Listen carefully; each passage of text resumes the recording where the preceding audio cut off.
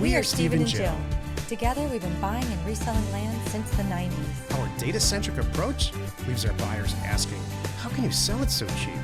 Here on the Land Academy Show, We answer that and more. Good. Steve and Jack Butella here. Welcome to the Land Academy Show, entertaining land real estate investment talk. Today, I'm interviewing Dan VanderVen and his partner, who this is a pleasant surprise. I didn't know we were going to have two people here. Please introduce yourselves. Dan VanderVen, and then this is Emily VanderVen, and we own some land. So Steve, Jack, you had reached out to ask me to be on this, and I just let you guys know, hey, even though I'm the face you see, I'm not the reason we do so well. So that's why I brought her along. Excellent.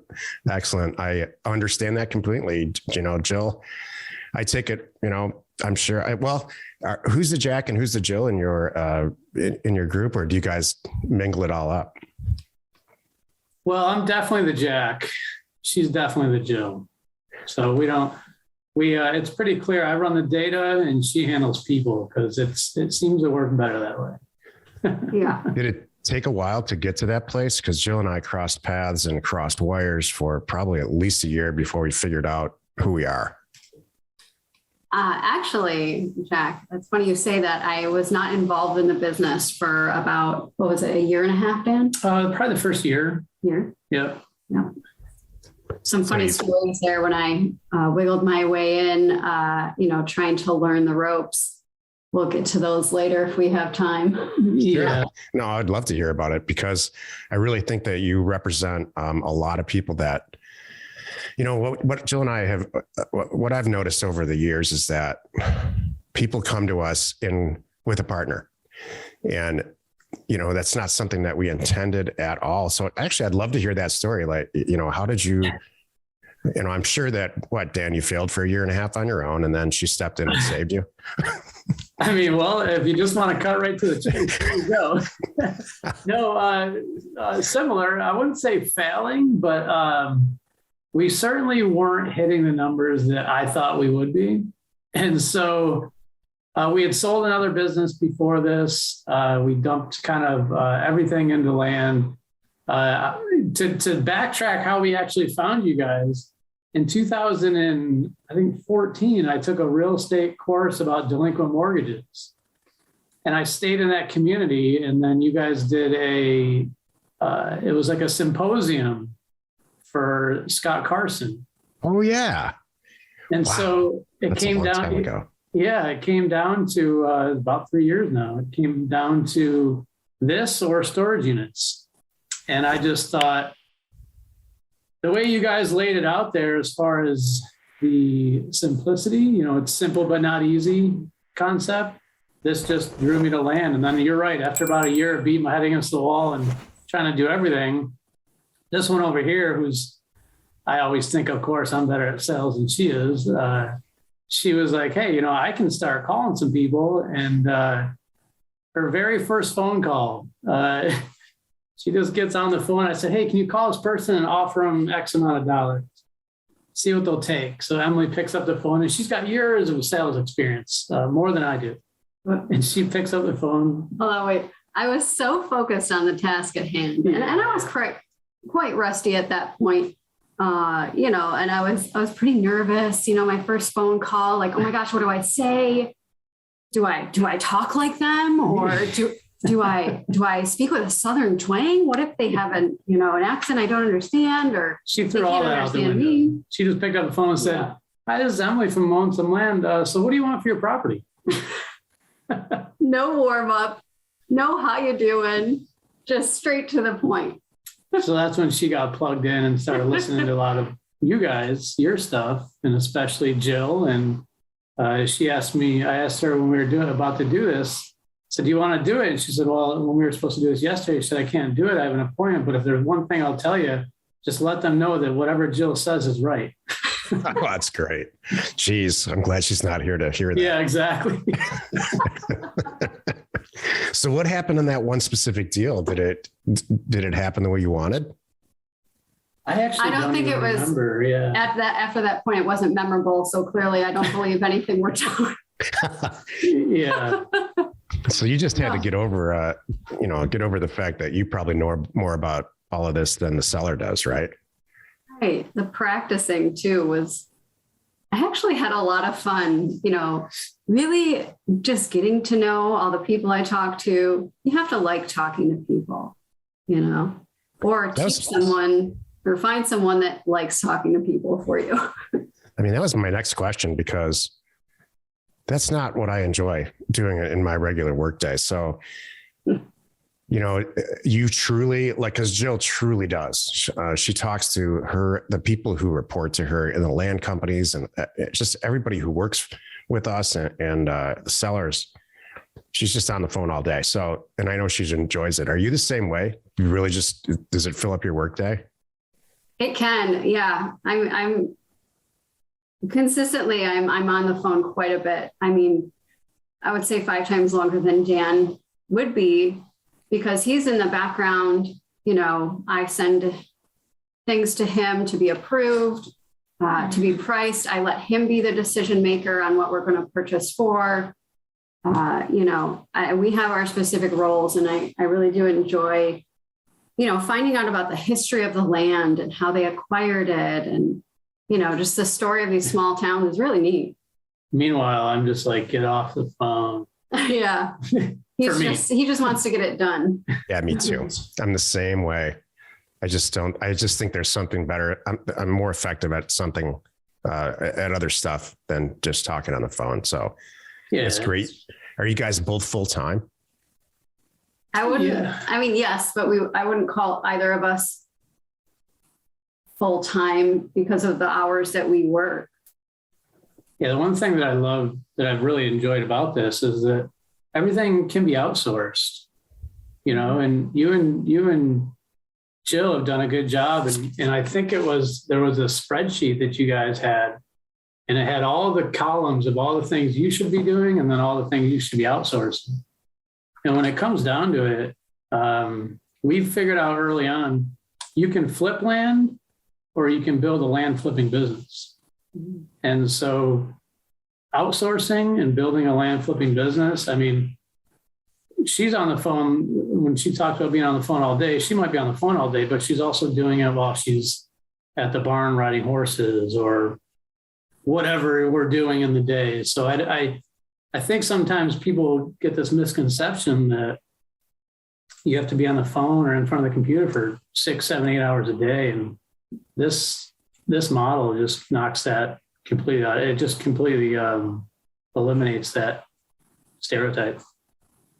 Yeah, for everybody who's listening, Dan's talking about a file that you receive as a member called Equity Planner, where you kind of plan out, or it was the tool that I created for myself a lot of years ago, and now sharing with everybody else, kind of plan out your career and how you want it to go. And I'm glad to hear that it made sense to you.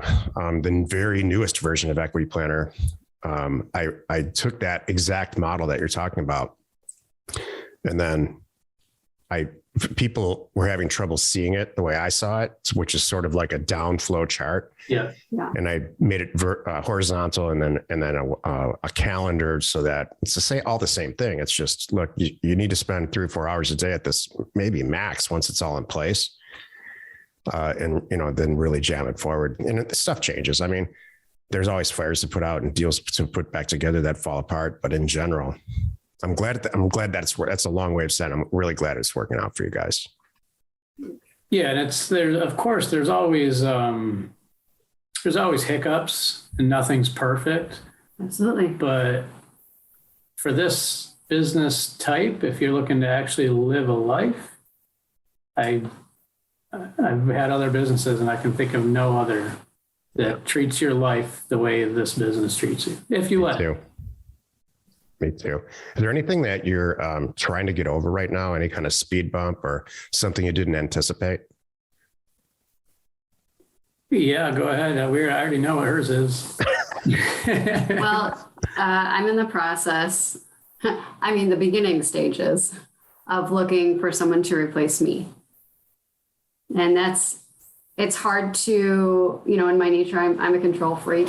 It's hard to let go, but if I really want to get to the next step, and streamline all the processes I currently already have in place and grow, I'm going to have to do that. So I have to let go.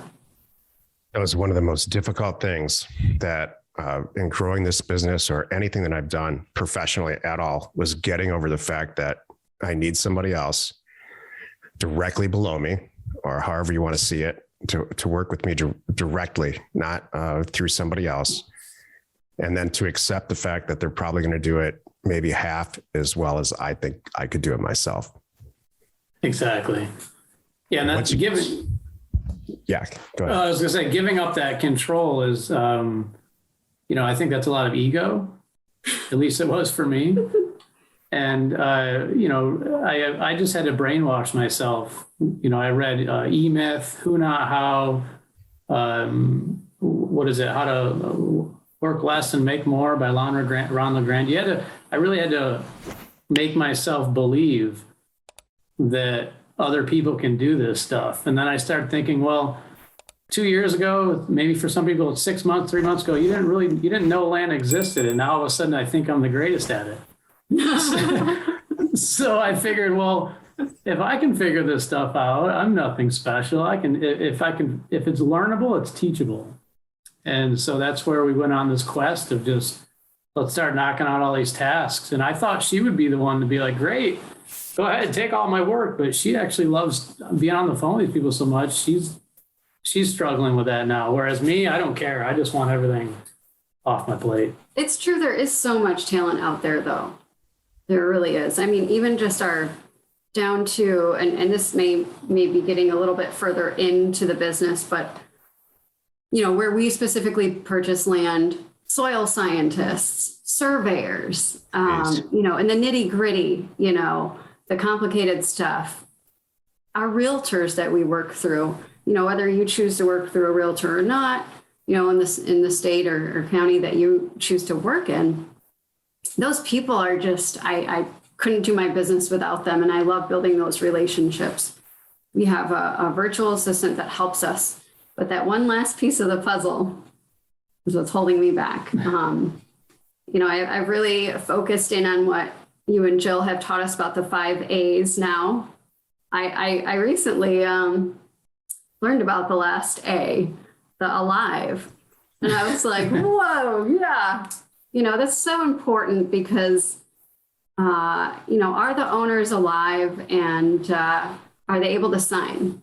A lot of these land pieces of land are handed down through generations, and sometimes you can't even touch the parcels, Yep. So that was actually kind of my next question. So you're going to replace yourself. Are you going to try to replace yourself entirely, or are there one or two things that you're going to keep, like talking to a seller, that you think that you enjoy and that you think you are going to keep doing?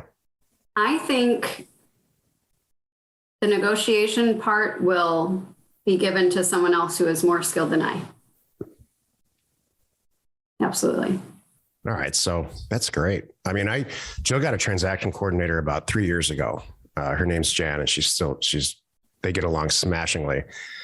And she took away all the stuff that Jill really didn't ever want to do, which is trying to find a real estate agent on the sell side, or yes, processing the deal through escrow or all that stuff. So, but she still talks to the seller. She still wants to do the deal herself. So I doubt she'll ever give that up. Yeah. She loves getting to know people and finding out their dog's name and, how many exactly what Jill does. Yeah. Same thing. Yeah. That's just their nature. I'm done after module 4, probably like you, Dan. And I was just explaining this to somebody. When the mail goes out, I'm done. And there's once in a while she'll come back to me at the end of a deal, and she'll say, it's all through Airtable. We don't really sit down and talk about it. To establish a sales price, not an acquisition price. She usually does that herself, almost always. But to establish a sale price, and then when we get offers in, for me to look at it and say, is this going to work? And that's about it. And I'll tell you, we've kind of found our zen there. We don't work together too much, but for the stuff that's really important, we keep doing it for some reason. We can relate to that. Yeah, I don't know. I think we've accidentally ended up in a very similar situation, not by design, but just naturally we keep ourselves separate. Mm-hmm. So we don't step on each other's toes. I'm not going to go in her office and tell her how to evaluate the access or something, you know. That does not mean that I don't come to you once in a while and say, hey, listen, yeah. I'm stuck on this. I need your opinion. What do you think about this? Because, you know, you can get too into a parcel where really it's just obvious. You go through the 5 A's. Okay, well, the access is too complicated. You got to walk away, you know. So I think Jill phrases it like this: how bad do you want to do this deal? That's when I know. I'm like, now I know it's like, you know what? She's done with it. And it might be really profitable, but it's got some, you know, real serious flaw that wasn't obvious in the beginning, like access. Yeah, it helps to keep it separate. Also because you can easily get pulled back in. You can easily, you know, now we've got emails coming in on our phones. There's any way to get in touch with people. So if you don't keep those things separate, you just end up working all day. Yeah. You know, and I'm lazy, I guess, you know. That's the title of the show. Yeah, if you don't control it, it's going to control you. That's for sure. Yeah. Yeah. I do really enjoy in the evening, you know, when we're having dinner, talking about a parcel, you know, that I found or that I'm excited about. It's hard to turn it off. You know, it's interesting. I don't know what happens in between the two of you, but we don't talk about the great deals ever anymore. We really never did. The great easy deals that generate 6 digits profit. It's very, very rarely talked about, but every 5th or 6th or 8th deal, it doesn't matter the numbers. There's something wrong with it that we all have to focus on it. It's like we all have kids that we really like and children that maybe not so much. And that's what as non-parents, we get to choose the ones we like too. You know? Good. So what's it really like to work with your spouse? Yeah. Give us some dirt, because it's not all peaches and cream over here. I'll tell you that. Man, I tell you, there's, yeah, I would say the only thing that drives me nuts about her is I'm very organized. You look at my inbox right now, I think it's empty. Hers has like 94,000 emails in it. Well, it's pretty easy to not ever look in her inbox again. So other than that, though, like if there's a deal, you know, Emily and I are the type that like we have a shared calendar and we share a vehicle. We've always had just one vehicle. Now, I think after 10 years now, we're going to break that tradition. But if we have a shared calendar, if the item or the activity you want to do that day requires a vehicle and you didn't put it on the calendar, guess what? You're out, you're SOL. Mm-hmm. So we're not that our real estate, business involves driving anywhere whatsoever. So it makes it easy when it's very cut and dry, very black and white. Like, hey, you do. If it's not this way, then we go this route. Mm-hmm. Or so we don't really we don't leave too much gray area in there, because again, we stay on each other's separate side of the business. However, I would definitely say organization, and then because my ego. If I hear her phone calls, it's easy to pick up on the things that I would have said, and so we'll butt heads that way. I'll tell her, oh, you should have said this. And she's like, just shut up. I got the deal done. Yeah. And I just kind of shut up. Yeah. So I'll tell you how it works with us. We do have a shared calendar, and we started doing that around 2015 or 16. And it's just life-changing for us in a positive way. It's not, I have my calendar, she's got her calendar. I don't know how it works with you guys, but we can invite each other to see whatever we want the other person to see. And everything's in there, everything socially, everything professionally. I know a week or 2 weeks or 3 weeks in advance, if she's got some social thing planned, that she expects me to be there. So it cut down the bickering to an absolute minimum about scheduling. So that's fantastic. We don't, I'll tell you what, we can't, for the reason you just said, we don't work within earshot of each other. And if there's something that's really wrong or really great, we'll talk. But in general, we don't talk at all. That's a good idea. Yeah, our offices, we have a Jack and Jill, no pun intended. So we have our offices in those rooms, and I've always said I should move mine to the backyard. Yep. And when we started out, we were in different zip codes because it was just we just had a different way of doing things. You know, the thing about Jill and I is that we both want to go to the same place, but how we individually get there on a day-to-day basis or try to get there is very different. Absolutely. And there's one way is not right or wrong. I'm completely convinced we're better together than we would be on our own.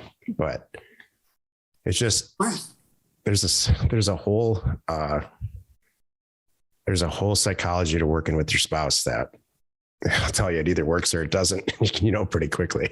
Yeah, we've been fortunate. All of our businesses in the past, we've kept very separate, and we've never really stepped on each other's toes in that sense. But this business, it just made so much sense for her to come on board. And then once you actually sit down and you put pen to paper and you write out, what am I doing every day? Yep. And what can other people do that I'm doing? And you just start to break those down. I think it becomes very easy to recognize that there's a lot of this business you don't need to be doing. And I've learned that, of course, in the beginning, I think it was a little bumpier.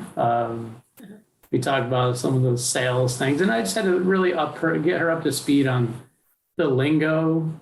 Go through the course a couple of times, and you pretty much got 90% of the words down that you need. And so that's what she did, and it takes time, but gosh, we're light years ahead of where we would have been without her. Fantastic. I'm really glad it's working for you guys. Can you share some numbers with us? Certainly, please don't share where you're buying and selling land at all, but what does a typical deal look like?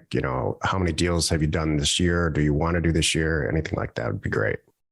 I don't know how many this year. Maybe total. Total, I think we've done now almost 50 deals. It's a little hard to tell because some of the deals will buy and subdivide and then you sell them as more, but somewhere around 50. We are at, as of June 1st, I think we'll be somewhere around $500,000 in revenue. So right now, as far as our average deal value, I think revenue is somewhere around $30,000 a deal. I did just go through our numbers for our entire business career with land, and we have an 86% return on investment in 56 days. So impressive. I used to look at those numbers a lot. I used to hyper focus over the yield, the mailer yield, and the numbers, and then I kind of backed off that and said, let's wait a couple of years and see what the macro version of this looks like. And sure enough, it's hard to not believe this is going to keep working or that it's a fluke when you're pulling those types of numbers. And it's not to brag about me or her or our business. That's just kind of standard for what you've trained us to get used to making. And we pass on a lot of deals. If it's not going to make us 15 grand, I'm not above stepping past $10,000, but it's going to be difficult. We're not going to do it. Right. How bad do we want to do the deal? Mm-hmm. Well, it sounds like you've got a plan, which is great. That's so many people don't sit down. That's what the equity planner is for. So many people don't sit down and say, this is what we want, and I'll tell you, it changes all the time. So now it's always increasing. Every year we do fewer deals every single year and make more money. So they're just more profitable without crossing that threshold. When you get into the $200,000 to $300,000 to $400,000 sale price for a property, everything changes, in my opinion. The type of buyer that buys it changes. There's usually financing involved. It might be an institutional buyer. But if you're, our sweet spot right now is buy for 20 or 30, or maybe even a little less, and sell for, 80, 90, 100, 110, 120. And our buyers always have cash. They seem to have cash for the right property for that. And it's not it sells itself. So, and next year it'll probably be 150,000 on the top side. I don't know. Yeah, right now we're seeing a lot of the in for 30 to 40 out for 100 to 125 range. Perfect. Yeah. You only need to do 10 of those a year, 10 or 15 a year, and you're making $1.5 million net. So that's always been our thing. But we always make around $2 million a year, or between, let's say, 800 to 900,000 and like $2.5 million a year net. And I could sit down, I could probably plan it out and double that, but why? Yeah. It just seems like that's where we want to be.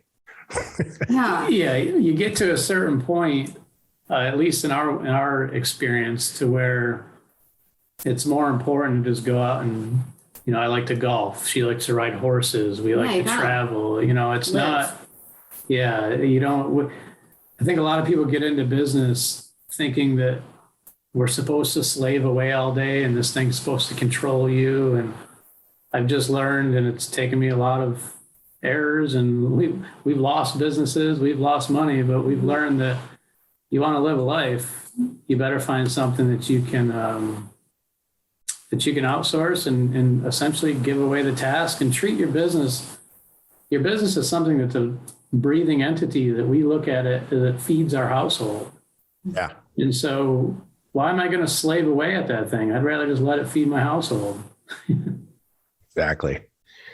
I'm from the Midwest, and suffering is part of life. That's just how people are raised there. And I moved to Arizona in the early 90s, right after college. And it's just a different environment. And then we spent 5 or 6 years in California, a totally different environment. Like, why are you work at all? Oh, wow. Yeah. Yeah. You come from that. We come from Western New York. Oh, geez, same thing. Yeah. It's not much different, where if you're not swinging a hammer for 70 hours a week, you're lazy. Yeah. And it's like, there's nothing wrong with that. Don't get me wrong. Yeah, that's okay. But in our vision of life, that wasn't what we were hoping for. So again, this business has been great, not only financially, but just for our relationship. I mean, it's fun. I get to work with my best friend every day. Like, who gets to do that? Exactly. And at 3:00, if you want to be done, you're done. It's good. Yeah. So I've been doing this show long enough. I know what the comments are going to be after this airs. This is going to air next week, Wednesday, by the way. Okay. Just so you know, the comments on YouTube and the comments that we're going to get on email are, there you guys go again. You made it sound easy. I'm sure it's not this easy. You chose, meaning me, chose two people that are having an incredible amount of success, and thanks a lot, because now I learned nothing. All I learned was that it really works for those guys. So can you give us can you give us some inside insight, both of you guys, on we know you're successful, but why? What are the things that you had to overcome to get there, and just some street talk about it? I should say. Oh yeah, you jump in. I'll get started. My skills on the phone at first, we mentioned that earlier. They were, I was used to meeting someone in person and selling them something.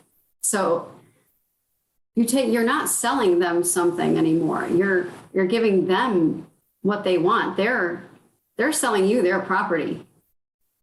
It's the flipped the other way, and I had to really get over that. They want my money for their property. And it was a huge mind block for me. And I really had to just relax and say to myself, it's just a conversation, make it simple. Like, hi, my name's Emily. I'm from Western New York originally. And Dan and I buy and sell land all over the US. And you clearly got one of our mailers. Nice. Let's talk about your parcel.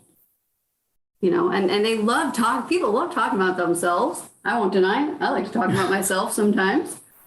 And people love to talk about themselves. And it's just really just a conversation, with somebody that lives around the way, and like a neighbor, that's a lot of the struggle that she goes by. But as far as the struggle, like that's your day to day. Sure, but they want to know. People want to. For the people that are watching, like why are these guys so special? We're not. Yeah. The hurdles we had to overcome. Gosh, we toyed with business, so we cut our teeth in business, quote unquote, in multi-level marketing. We were terrible, Jack. I think I made more money in tax write-offs than I ever made from actual commissions. But what we learned there are a lot of sales skills, and we would literally just brainwash ourselves with Jim Rohn tapes and all these business-minded thinkers that we just thought were worth following. And so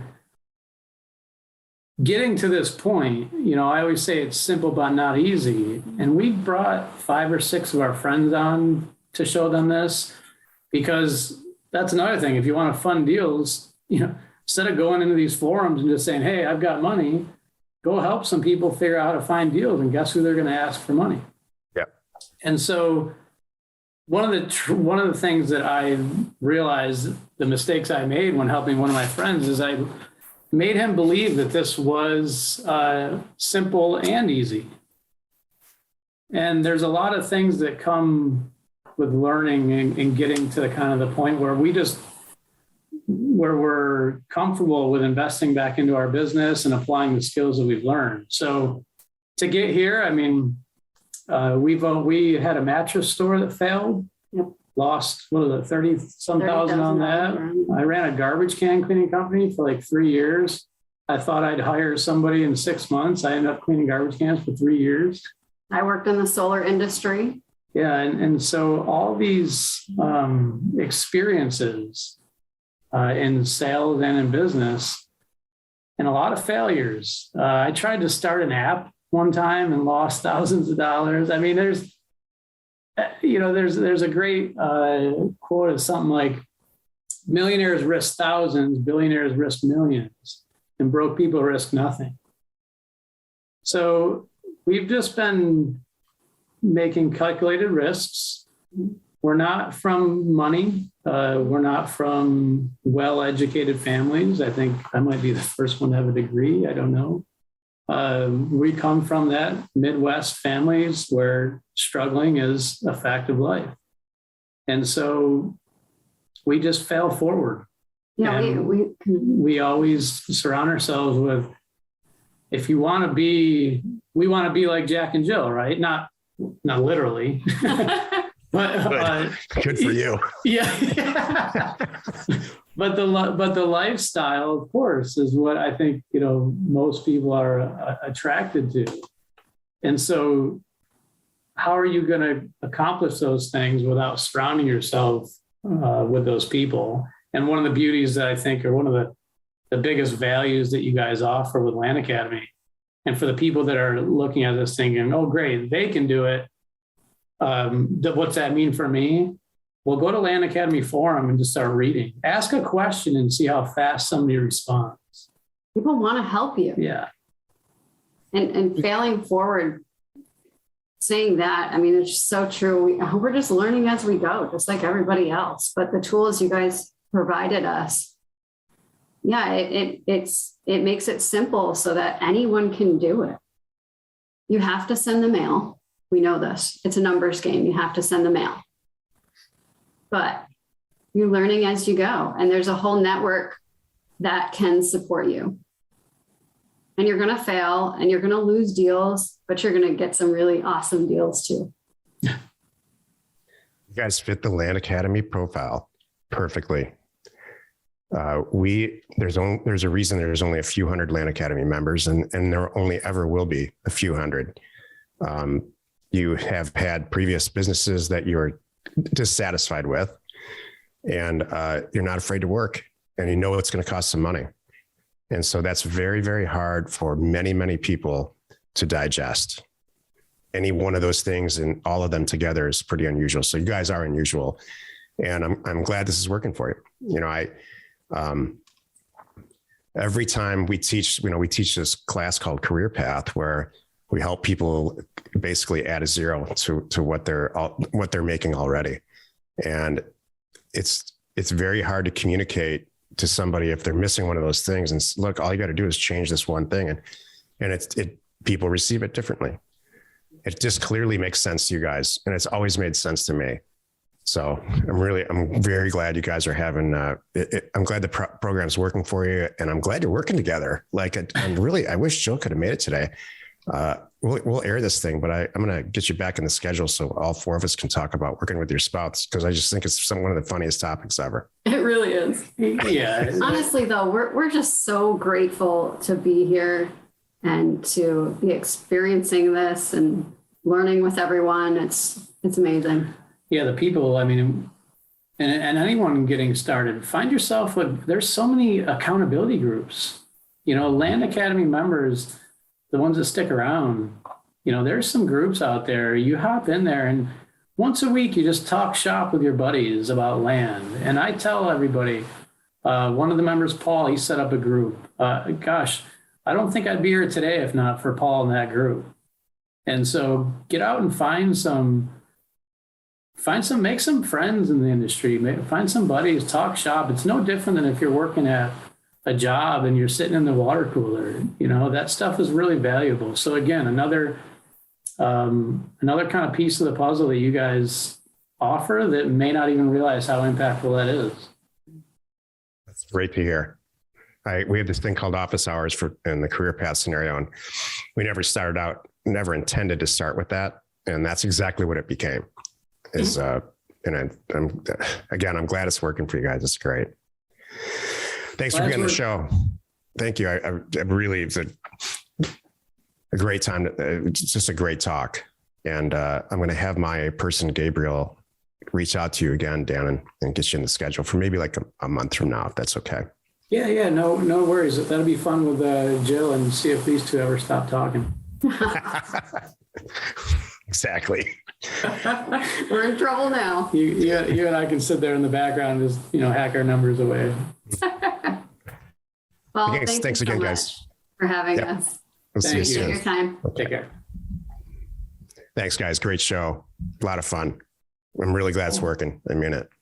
Yeah, no, thank you. And if we want to do this again, we listen to your guys' stuff all the time. We kind of sit in the background and listen, and you're not going to hear us on the weekly calls. I mean, you'll hear me with my dumbass comments, but that's because I wish people would just wake up. It's like you're sitting here with a couple of people worth tens of millions of dollars, and they don't take the time to like soak that up, and it drives me crazy. Yeah. I also don't get the whole I do the whole a lot of people just talking and there's no action because they're so scared. And I get that, but I agree. Cool. Thanks again, guys. We'll talk to you soon. Yeah. Take care, Jack. Thanks, Jack. Okay. Have a good day. Bye. We hope you found our content valuable, and we appreciate your support. If you have not already, please check out our channel and hit the subscribe button. And your comments and suggestions help us to create the content you're here for. Hitting the like button helps to support our channel's algorithm and gauge your interest for future shows.